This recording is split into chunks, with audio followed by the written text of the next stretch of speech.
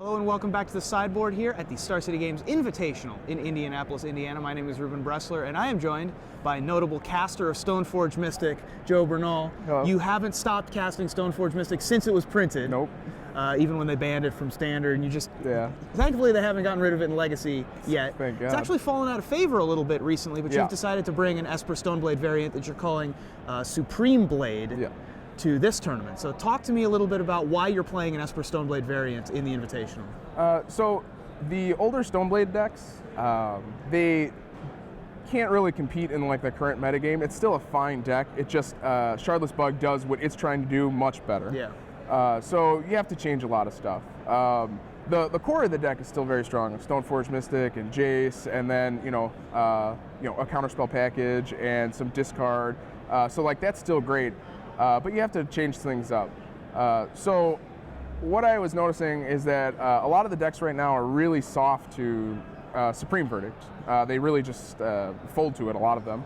So we wanted to take the deck in the direction of more like a control deck. So what we did was we added 4 Supreme Verdicts to the deck, and suddenly like all the tempo matchups got like much better because you have this uncountable Wrath God. Right. So the blue-red Delver deck and the Rug Delver deck that are very popular, you have very good matchups versus those. Also, people aren't being they're just going crazy with their mana base. They just want to do whatever they want, and it's not how Legacy works.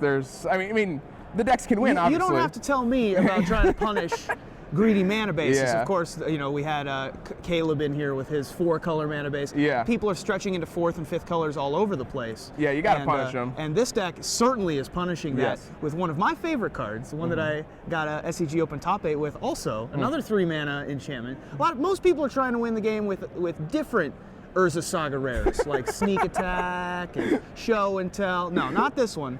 Back to Basics. Yes. So talk to me about Back to Basics. Back to Basics is just an outstanding card. Originally I'd played this card in my board as like a one-of with Enlightened Tutor before, and it was like pretty good, but I never really expanded on that. And then again, when I was like thinking about ways this deck could get better, I realized like this card is like very, very strong right now because of the mana bases. And I played around with like 1 or 2 main, and then eventually, like when I played against Goblins and Death and Taxes, and I really liked Back to Basics because it shut down their ports, and like they were getting greedy with their mana base too. Like Goblins was playing Plateau and stuff, and Cavern of Souls, so it was just outstanding versus almost every deck I played against. And I just went up to 3, and it became a Back to Basics deck. So it's actually. It feels like a true control deck in Legacy. It has some like old Stoneblade cards like Stoneforge Mystic, obviously, and some Lingering Souls, but those are really just like your cheap, efficient win conditions.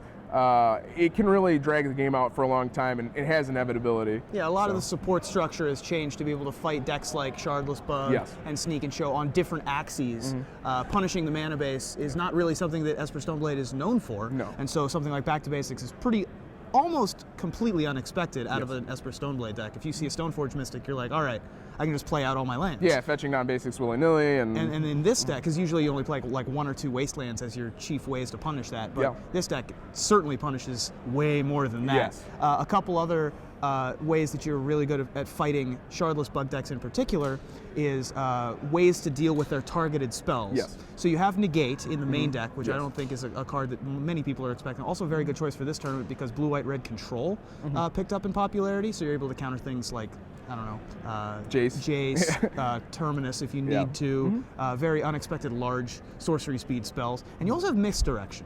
Now Misdirection's a card that we've seen in a lot of sideboards, occasionally in the main deck. Talk to me about why you chose to go with Misdirection in the main deck.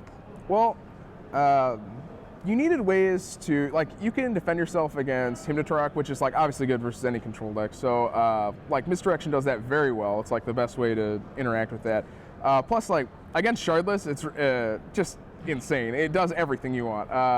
It'll target yourself with Ancestral Visions. You can target Hymn to Torok, obviously, and then the most important one is actually Abrupt Decay.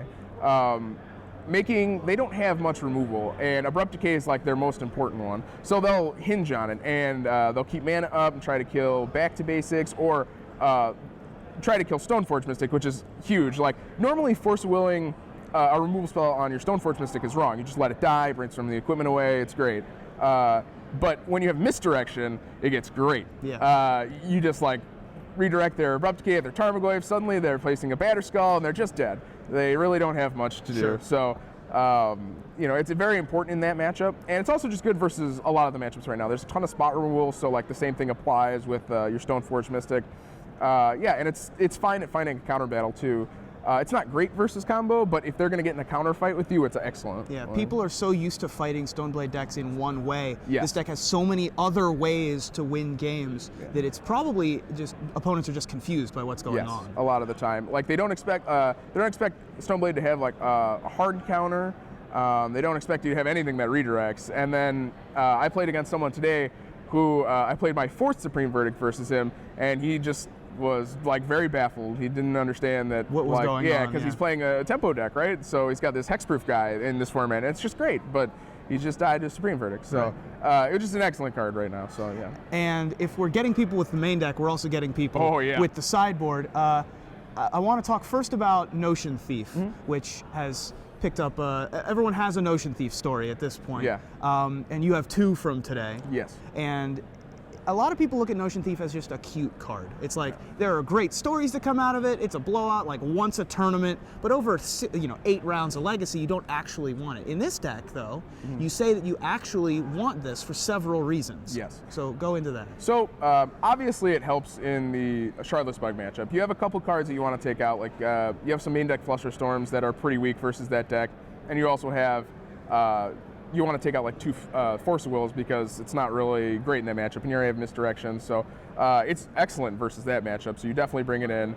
But the most important reason for it is against combo decks. So they hinge on their cantrips to sculpt the perfect hand versus you. So a lot of the times they just sit there because you're not doing anything. And like this Stoneforge Mystic is not really a threat versus them. Sometimes, like when you have like Sword of Feast and Famine, it can be, but usually they can just grind past that. So, or like when you tap out to play Stoneforge Mystic, they just combo you then. You give them an opening. Well, with Notion Thief, you don't have to do that. You just wait, and you can keep all your mana up for Negate and Flusterstorm the whole entire time, and get it to the end of their turn, and play it just like a Notion Thief. And suddenly, all their cantrips are turned off. Yeah. They just have like they have to try and go off like the next turn, or like they're going to get beaten down with this Notion Thief. Also, you could put it into play off of a Show and Tell, and if they put in Grizzlebrand, then they can't draw cards. Right. So now you can bounce it with Jace, Swords It, or Celestial Purge, which I have one on my board. So you have reasonable outs to Grizzlebrand if you drop in a Notion Thief. Right. So I did want to talk about the Celestial Purge. This was a Hydroblast until recently, or Red Elemental, or Blue Elemental Blast? It's flipped back and forth between the third Blue Elemental Blast and Celestial Purge. Yeah. But there's a couple of black permanents that you really want to be able to take care of, in addition to things like Sneak Attack. Yes. Specifically Liliana of the Veil. That card, the card's very good versus all any kind of control deck. And this deck is a little light on ways to beat Liliana and actual permanents. There's no Detention Spheres main deck, or no Needles, no Vindicate, nothing like that. So we have a couple ways on the board to deal with Liliana that are also good in other matchups. So Celestial Purge was a concession to that card because it's just so powerful. Sure. So, and in the matchups where they play Liliana of the Veil, they also have a lot of other permanents you can target. Dark Confidant, usually, or Deathrite Shaman. There are plenty of things that you can target with Celestial Purge. Absolutely, yeah. And, being a Brainstorm deck, you can have varied answers in the sideboard. Right. You also have a Pithing Needle that can answer several different things, again, like Deathrite Shaman in several different ways. So this deck looks like it's the next evolution of Stoneblade because the way that it was currently fighting had the metagame had adapted to Stoneblade. They'd figured out how to beat them on the axes that they were working on. But the thing about this deck is you have so many options. There's so many good cards that you can surround your Stoneforge Mystics with that you can figure out other ways to win. And it seems like you've done that. You're doing pretty well in the Legacy portion. Yeah, I'm X1. I lost a round against the Blue-Eye Red Delver deck. I had a Flusterstorm, a Force of Will, and a Swords to Plowshares, and then just 10 lands. Sure. So it was pretty frustrating because, again, even with that weak hand, Supreme Verdict at any points, just very good versus them. So yeah, this deck is definitely, I think it's very good, and I think that if you want to play Stoneforge Mystic, this is a great way to play it. Well, thank you so much for joining me in the sideboard, Joe. It's good to see you. Good to see you too. Good luck going forward, and we'll be back here at the Invitational.